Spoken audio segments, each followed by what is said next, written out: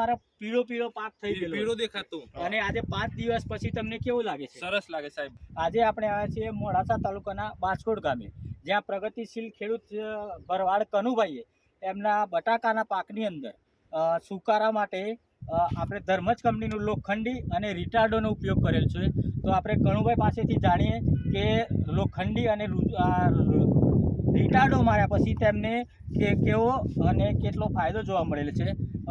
નમસ્કાર કનુભાઈ. અમને સાહેબ બહુ ફાયદો મળે છે, બહુ સરસ મળ્યું છે. 5 દિવસ અમારા સ્પ્રે માર્યા થયા અને સરસ રિઝલ્ટ મળ્યું છે. અમારો સુકારો આવી ગયો તો રિકવરી આવી ગઈ છે અત્યારે અમારું બરાબર સરસથી. તો ખેડૂત મિત્રો તમે જોઈ શકો છો, આજે આ પાકની અંદર 5 દિવસ રિટાર્ડો અને લોખંડી મારે થયા છે.